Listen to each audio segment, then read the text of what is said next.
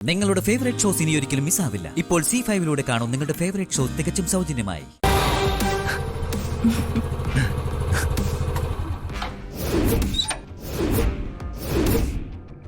എന്താടത്തി അന്തം വിട്ട് നോക്കുന്ന?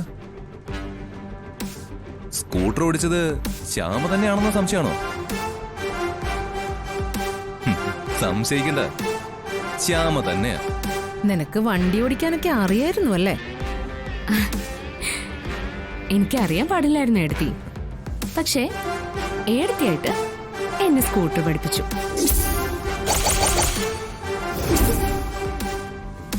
ആ ഏടത്തി വാ, നമുക്കേ 2 റൗണ്ട് ഒന്ന് കറങ്ങിയിട്ട് വരാം. ഏടത്തി, എനിക്ക് ഏതെങ്കിലും കാര്യത്തില് ആരെങ്കിലും തോൽപ്പിക്കണമെന്നുള്ള ഒരു ചിന്തയും ഉണ്ടായിട്ടില്ല. പക്ഷേ ഐശ്വര്യയുടെ രീതികൾ കാണുമ്പോ ഏടത്തിയെ തോൽപ്പിച്ചോണ്ടേ ഇരിക്കണം എന്നൊരു തോന്നൽ വരുന്നുണ്ട്.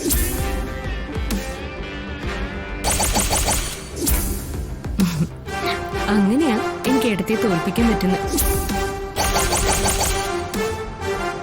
പിന്നെ ഏടത്തിയുടെ കൂട്ടുകാരികളില്ലേ, അവരോടും വിളിച്ച് വിവരം പറയണം ഞാൻ വണ്ടി പഠിച്ചു. നീ ആളാവാണോ? ശ്യാമ ആളാവാനൊന്നും നോക്കിയിട്ടില്ല. പക്ഷേ ശ്യാമ ആളാകണമെന്ന് എനിക്ക് ആഗ്രഹമുണ്ട്. അതുകൊണ്ട് ഞാൻ ശ്യാമയെ ആളാക്കുക.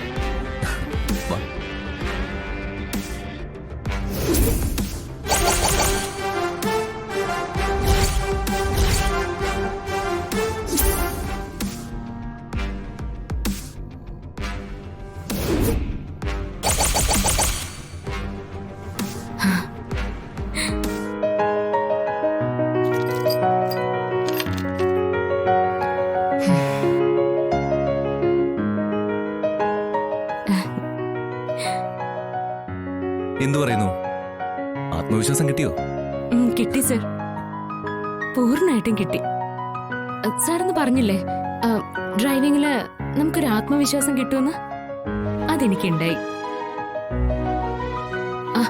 പിന്നെ ഇന്ന് സ്കൂട്ടർ ഓടിച്ചു വരുമ്പോ ഐശ്വര്യടുത്തി കൃത്യമായിട്ടും വീടിന് മുന്നിൽ തന്നെ ഉണ്ടായിരുന്നല്ലോ. ദയവായിട്ട് തന്നെ അവിടെ കൊണ്ട് നിർത്തിയതാ. അവഹേളിച്ചതിനെ ഇതിലും സുന്ദരമായൊരു മറുപടി കൊടുക്കാനില്ല. എന്റെ ദൈവം കൃത്യമായിട്ടും എന്റെ മനസ്സ് കണ്ടു. അത് ശരി, ക്രെഡിറ്റ് മുഴുവൻ ദൈവത്തിന് പോയി അല്ലേ? ഇത്രയും ചെയ്ത നമ്മളാവും. സർ അങ്ങനെ പറയല്ലേ. ഞാൻ പറഞ്ഞിട്ടില്ലേ എന്റെ മനസ്സില് സാറിന് ദൈവത്തിന്റെ സ്ഥാന. ദൈവമെന്ന് ഞാൻ പറയുമ്പോ അത് സാറിനെയും കൂടി ഉദ്ദേശിച്ചാ പറയുന്നത്. അല്ല, സ്കൂട്ടർ പഠിച്ച സ്ഥിതിക്ക് ഇനി കാറും കൂടി പഠിക്കണ്ടേ?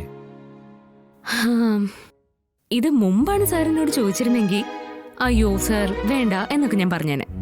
പക്ഷെ ഇപ്പൊ ഞാൻ പറയാ പഠിച്ചാൽ നന്നായിരുന്നു എന്ന്.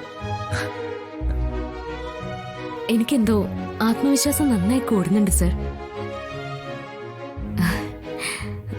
സാറും കൂടെ അടുത്തുള്ളപ്പോ എനിക്ക് എന്തും ചെയ്യാൻ സാധിക്കുന്നൊരു ധൈര്യം അറിയാതെ എന്റെ മനസ്സിൽ വരിക. ആ കൈങ്ങന്നേ അടിപൊളി. ഡൗൺലോഡ് ചെയ്യൂ C5 ആപ്പ്. കാണൂ എല്ലാ എപ്പിസോഡുകളും സൗജന്യമായി.